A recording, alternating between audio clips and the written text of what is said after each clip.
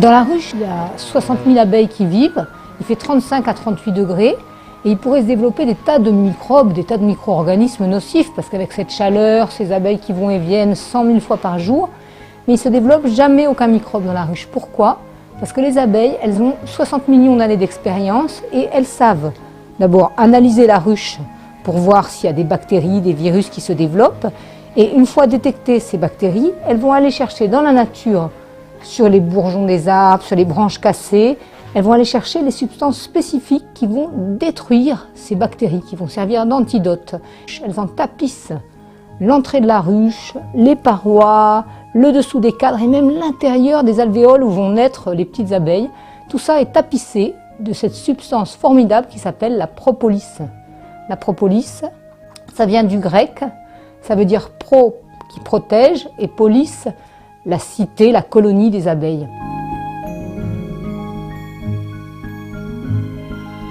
Il y a énormément de propolis, il y a jusqu'à 100 grammes de propolis dans la ruche, c'est énorme par rapport à la quantité d'abeilles. Donc cette quantité de propolis, elle la trouve grâce à la danse des abeilles qui leur permet de détecter entre elles les sources les plus intéressantes. Donc vous voyez l'abeille qui frétille, elle indique par ce frétillement la distance, la direction et la qualité du végétal qui va fournir la propolis. C'est une indication tellement précise que les autres abeilles vont savoir trouver directement la source de propolis et elles ne vont pas perdre de temps.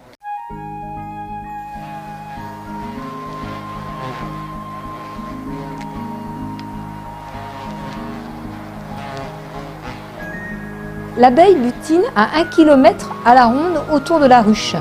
Et en apiculture biologique, on place les ruches dans des zones uniquement de fleurs sauvages. Et les abeilles ne reçoivent aucune nourriture artificielle ni aucun traitement chimique. Et c'est ce qui fait la différence entre l'apiculture biologique et la conventionnelle.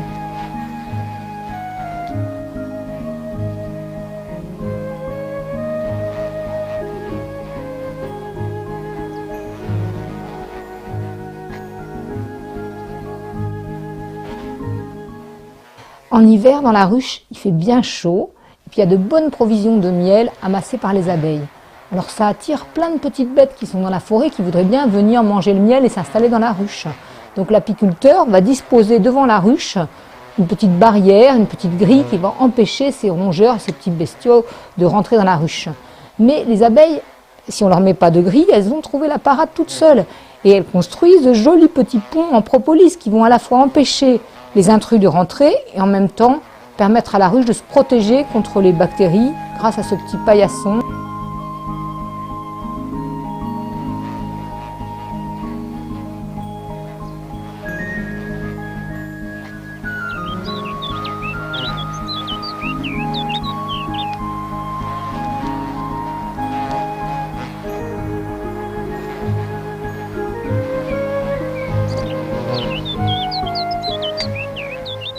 Ou qu'on place une ruche, qu'on la place dans un endroit très boisé ou sur le bord d'une rivière ou dans une région ou dans une autre, elles vont toujours arriver à faire de la propolis. Elles s'adaptent.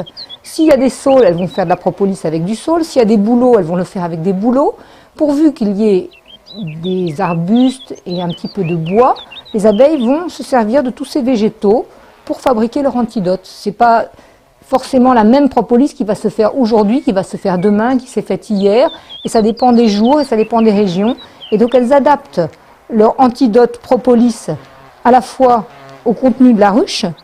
Qu'est-ce qu'il faut détruire dans la ruche? Qu'est-ce qui les gêne? Est-ce que c'est des staphylocoques, des champignons, un ennemi invisible quelconque qu'elles ont détecté? Donc elles adaptent la propolis qu'elles vont faire à ces microbes qui sont dans la ruche, mais elles les adaptent aussi à la végétation qui est autour d'elles. C'est jamais la même. À l'automne, elles font une sorte de propolis, au printemps une autre, et tous les jours, la propolis se renouvelle. C'est pour ça qu'on n'en fera jamais un médicament chimique, on ne pourra jamais reproduire la propolis chimiquement. C'est quelque chose qui est forcément 100% naturel et 100% fait par les abeilles, par les formidables abeilles pharmaciennes qui savent adapter leurs soins aux matériaux qu'elles trouvent dans la nature. Donc il faut vraiment l'œil averti de l'apiculteur pour trouver la propolis et pour ne pas la confondre avec la cire, parce que ce n'est pas pareil.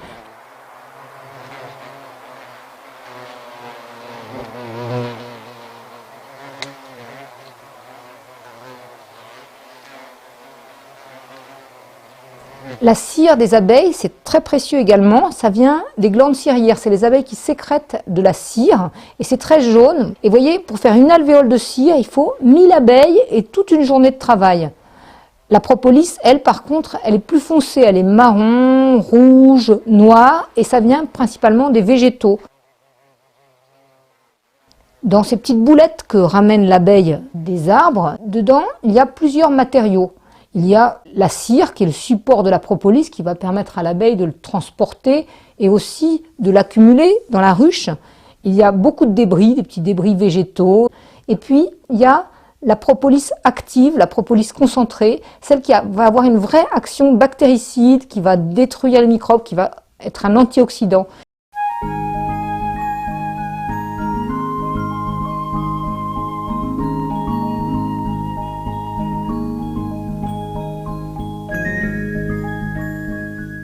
Chaque lot de propolis récolté est soigneusement identifié pour en suivre la trace depuis la ruche jusqu'au produit que vous allez consommer. Cette extraction de la propolis, sans aucun produit chimique, c'est un procédé unique et c'est le fruit de longues années de recherche et d'expérience. Elle permet de séparer la matière active de son support et des débris pour rendre la propolis comestible.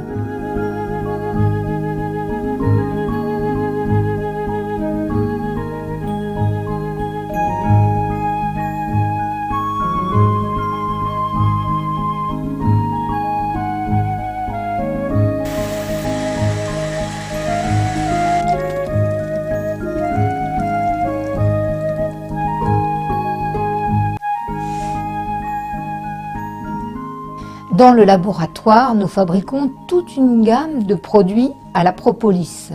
Tous sont biologiques, nos matières premières et nos procédés sont naturels et contrôlés.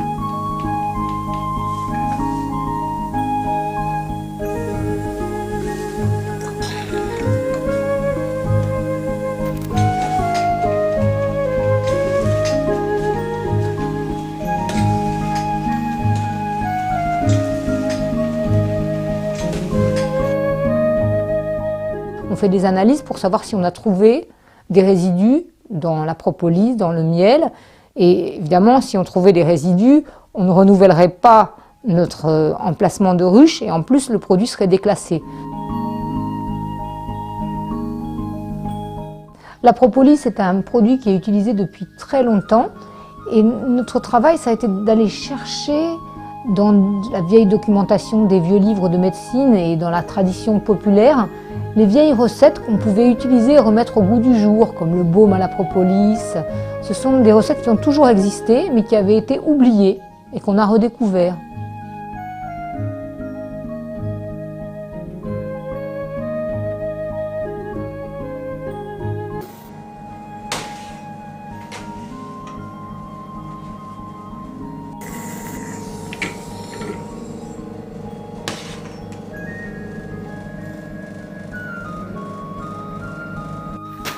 Notre histoire, à Philippe, mon mari et à moi, c'est qu'au départ, on est apiculteurs. On s'est installé dans les Hautes-Pyrénées pour avoir des ruches, pour produire des abeilles.